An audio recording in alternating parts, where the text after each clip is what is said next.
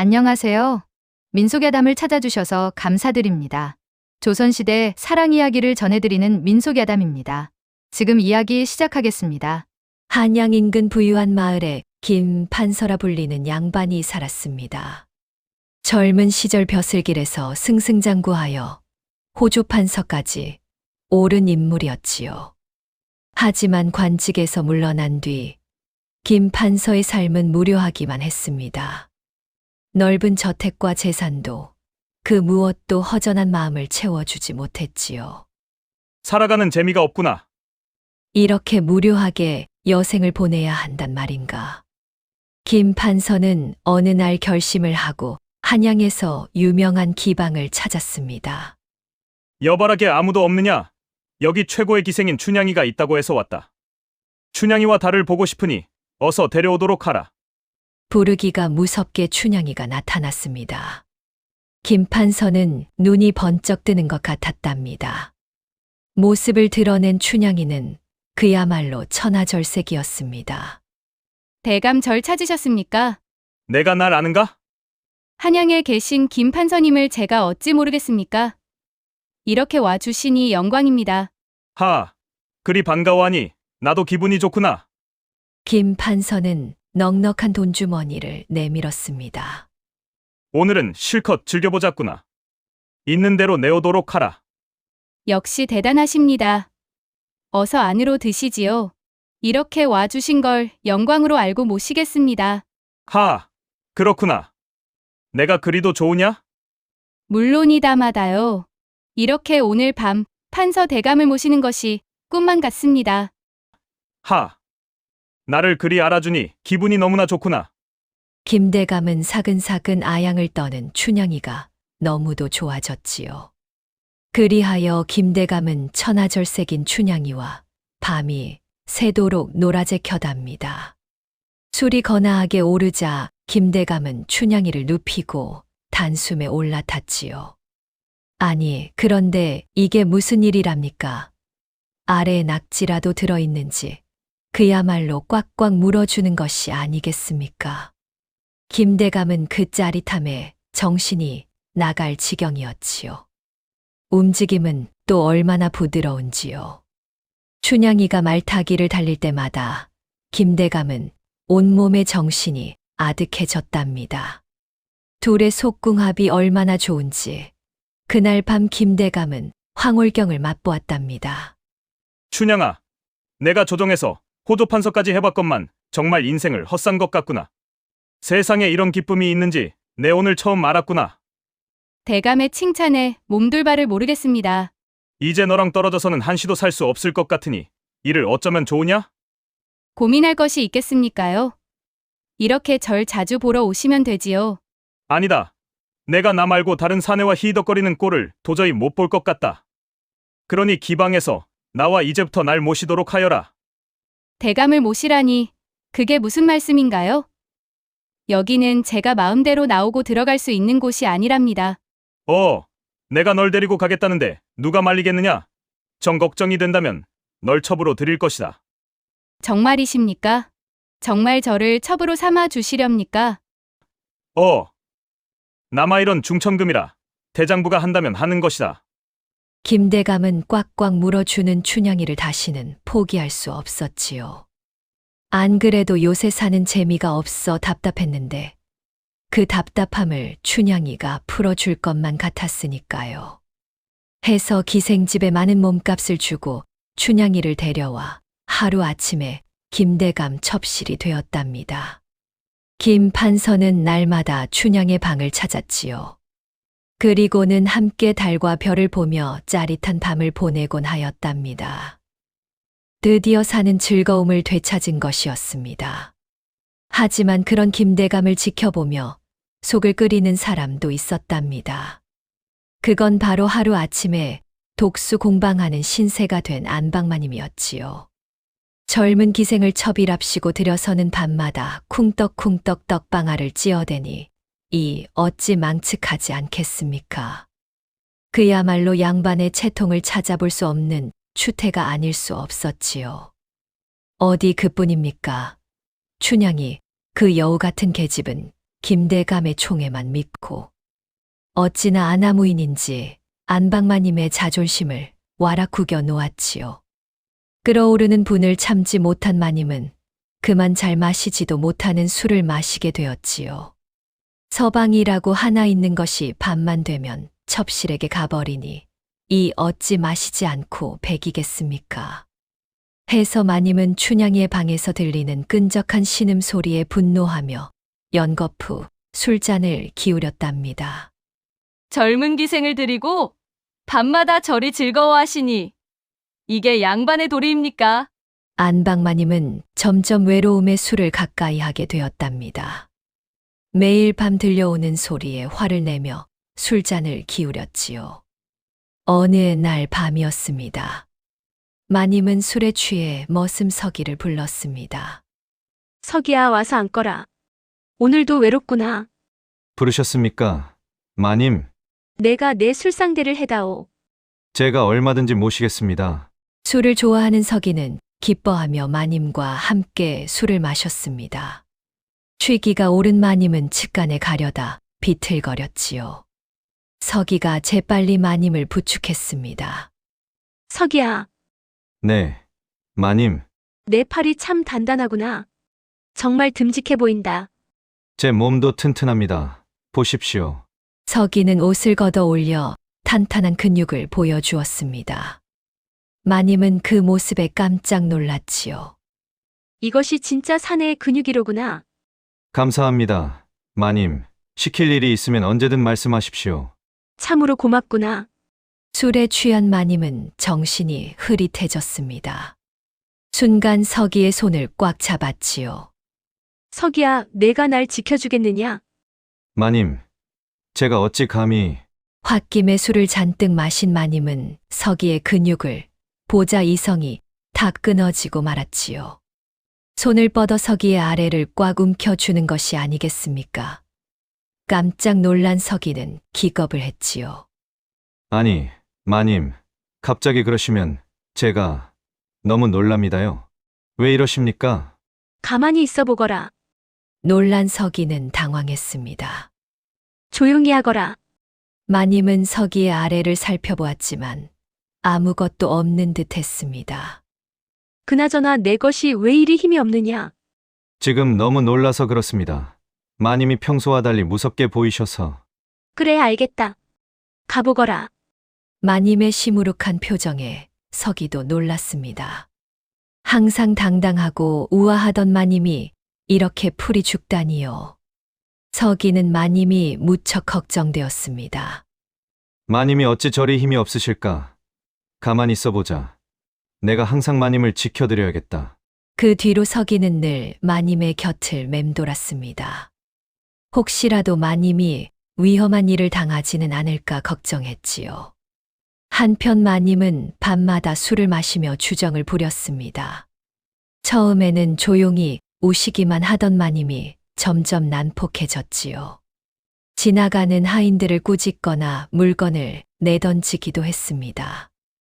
어느 날은 여종 시월이를 불러 청소를 지저분하게 하였다며 뺨을 때리기도 하였지요. 한 번은 마님이 김판서와 춘향이 있는 방까지 쳐들어가 난리를 피웠지요. 기가 막힌 김판서는 아예 새 집을 마련해 춘향과 따로 살림을 차렸답니다. 그러던 어느 날이었습니다. 그날도 마님은 술에 취해 하인들을 괴롭히고 있었지요. 아이고, 마님, 오늘도 술을 너무 많이 드신 것 같습니다. 그만 쉬시지요. 이거 놓아라. 내 신세가 이게 뭐냐? 술이라도 마시지 않으면 못 견디겠구나. 마님, 그게 무슨 말씀이십니까? 너도 젊고 예쁜 여인을 찾아가거라. 아닙니다. 저는 우리 마님이 세상에서 제일 아름답습니다. 정말이냐? 그러던 어느 날 밤 마님이 서기를 불러 함께 안방에서 술을 마시며 신세 한탄을 하는데 촛불 아래에서 보니 술에 벌개진 마님의 얼굴이 선녀처럼 아름답게 보였답니다. 해서 서기는 마님은 저 달처럼 아름다우십니다. 서기의 말에 마님은 시큰둥했지요. 거짓말 말거라. 그렇다면 어찌 날 보면서도 내 것이 그리 힘이 없었느냐? 천만의 말씀입니다. 자, 보십시오. 서기가 갑자기 아랫도리를 내보이는 것이 아니겠습니까? 서기의 것은 아주 당당하게 서 있었지요. 마님은 깜짝 놀라 말문이 막혔답니다. 마님이 보고 싶어 하신 것을 보셨으니 이제 제 마음을 믿으시겠습니까? 하지만 마님은 서기의 말이 귀에 들어오지 않았습니다. 술이 알딸딸했던 마님은 서기의 것을 보고는 온몸이 달아올라 견딜 수가 없었지요.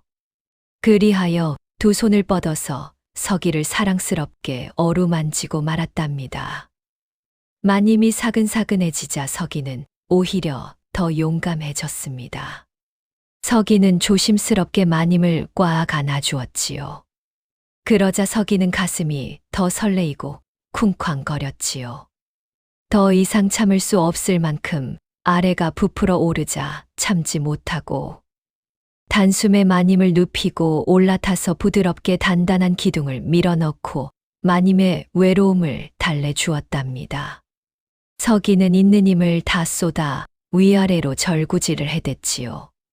마님은 그동안 쌓인 욕정을 한없이 쏟아내며 행복한 표정을 지었지요.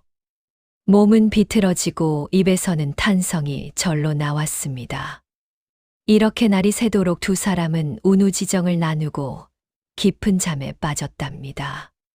아침에 일어나니 마님은 몸이 너무 개운하여 표정이 밝아지고 기분이 좋았지요.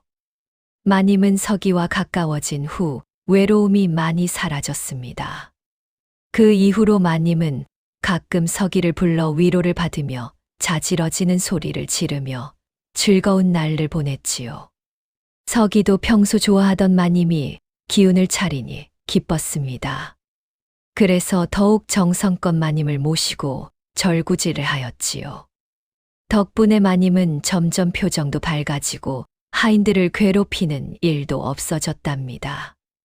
그러던 어느 날이었습니다. 서기가 평소처럼 마님을 모시고 즐거운 시간을 하고 있었지요. 마님은 오랜만에 서기와 마음 편히 달콤하게 황천을 오락가락하고 있을 때였습니다. 그런데 갑자기 밖에서 소리가 들렸습니다. 여보, 나 왔소. 집에 오지 않던 김 판서가 갑자기 들어온 것이었습니다. 마님과 서기는 깜짝 놀라 얼어붙었지요. 우왕좌왕하는 사이 안방 밖에서 김 판서의 발자국 소리가 들렸습니다. 서기는 황급히 병풍 뒤로 몸을 숨겼지요. 문이 드르륵 열렸습니다. 어쩐 일로 안방에 오셨습니까? 어쩐 일이겠소. 요새 부인에게 너무 소홀했던 것 같아서 이렇게 찾아왔소. 젊은 첩이랑 지내시느라 바쁘시더니 생각이 나셨습니까? 미안하오. 그래서 이렇게 온 것 아니오. 이제 화 좀 푸시오. 김 판서는 옷을 벗으며 가까이 다가왔습니다. 오늘은 부인과 달콤한 시간을 갖고자 오늘 왔소이다. 마님은 놀랐지만 어쩔 도리가 없었지요. 병풍 뒤에 서기가 있다는 것도 모르고 김 판서는 마님과 정을 나누었답니다. 오랜만에 달콤한 부부의 정을 나눈 김 판서는 다시 춘향을 보러 돌아갔지요. 그제야 마님과 서기는 안도의 한숨을 내쉬었습니다. 서기야, 대감이요 갔으니 이제 나와도 된다. 정말 가셨습니까? 그렇다마다. 이제 나와서 옷을 챙기거라. 아이고, 10년 수명이 줄었습니다. 서기가 병풍 앞으로 나오려는 순간 갑자기 또 문이 열렸습니다. 간 줄 알았던 김 판서가 다시 들어온 것이지요. 둘은 또다시 깜짝 놀랐답니다. 부인, 내가 속고를 두고 갔소. 가져가야겠소. 참, 어서 가져가시지요. 놀란 마님이 재빨리 서기를 다시 숨겼습니다. 다행히 김 판서는 서기를 보지 못했지요. 그런데 바닥을 뒤지던 김 판서가 갑자기 고개를 갸웃했습니다. 뭔가 좀 이상한데? 또 무엇이 이상하십니까? 아까 내가 속옷을 떨어뜨렸는데 이건 내 것이 아니오. 이건 하인들이 쓸 것 같은데? 이게 무슨 일입니까? 급하게 옷을 챙기던 서기가 김 판서의 속골을 잘못 입었던 것입니다. 그러니 바닥에 서기의 속옷이 떨어져 있었던 것이지요. 이게 무슨 일인가? 혹시 부인 방에 누가 다녀갔소? 마님은 얼굴이 새하얘졌습니다. 이러다가는 병풍 뒤에 서기가 들킬 것만 같았지요. 마님은 재빨리 머리를 굴렸습니다. 다녀가긴 누가 다녀갑니까? 그건 제가 걸레로 쓰려고 가져다 둔 천조각인데 왜 그걸 입으려 하십니까? 뭐라고? 아무리 봐도 이건 속옷인데? 속옷이라니 무슨 소리입니까? 그건 하인들한테 헌천을 가져오라고 해서 갖다 둔 걸레입니다. 제대로 빨지 않은 모양이네요. 아, 그렇구려. 하마터면 걸레를 속옷으로 착각할 뻔했군. 그러니까 조심하시지요. 그나저나 내 속옷이 어디 갔을까? 춘향이한테 두고 온 게 아닐까? 참, 옷가지를 흘리고 다니시니 걱정이네요. 김 판서는 어깨를 으쓱하며 돌아갔습니다. 이번에야말로 완전히 가버린 것을 확인한 마님은 크게 한숨을 내쉬었답니다. 마님은 병풍을 두드리며 서기를 불렀습니다. 따따. 이제야 정말로 갔으니 나오너라. 아이고, 마님. 다리가 후들거려서 못 나오겠습니다. 그냥 이 병풍 뒤에서 살면 안 될까요? 뭐라고? 이게 다 내가 속옷을 잘못 입어서 생긴 일이다. 서기가 엉뚱한 소리를 하자 화가 난 마님은 서기의 속골을 확 잡아당겼습니다. 갑자기 아래가 당겨지자 서기는 비명을 질렀지요. 아이고, 마님, 이러시면 제가 큰일 납니다. 살려주십시오. 서기는 마님에게 끌려 나왔답니다. 이건 마님 때문에 제가 다칠 뻔했습니다. 그렇게 서기는 마님의 방에서 쫓겨났습니다. 하지만 그 뒤로도 마님은 외로울 때면 서기를 찾아서 외로움을 달랬지요. 서기도 마님이 부르면 달려와서 정성껏 마님을 위로했답니다. 다만 둘은 예전보다 훨씬 조심했지요. 혹시라도 김 판서에게 들키지 않도록 말입니다. 한편 김 판서도 집을 지키는 마님에게 미안한 마음이 들었는지 일주일에 한 번씩은 꼭 마님을 찾아서 운우지정을 나누었습니다. 그렇게 마님과 김 판서는 부부의 정을 나누며 평화로운 나날을 보냈지요. 춘향 덕분에 건강해진 김 판서는 마님도 기쁘게 해줄 수 있었답니다. 그럴 때면 항상 서기는 병풍 뒤에 숨어서 지켜보았습니다. 들킬까 말까 조마조마한 그 순간이 묘하게 재미있었지요. 이렇게 기묘한 관계는 오랫동안 평화롭게 이어졌다고 전해집니다. 옛말에 이르길 복이 오면 지혜가 밝아진다 하였습니다. 불행했던 마님의 삶에 행복이 찾아오니 그 지혜와 꾀가 비상해진 것이지요. 우리도 늘 행복한 마음을 가지며 어려움을 이겨낼 현명함을 갖추어야 하겠습니다. 오늘 이야기는 여기까지입니다. 시청해주신 모든 분들께 행복이 가득하기를 바랍니다. 구독과 좋아요, 알림 설정 부탁드립니다. 재미있는 이야기로 다시 찾아뵙겠습니다.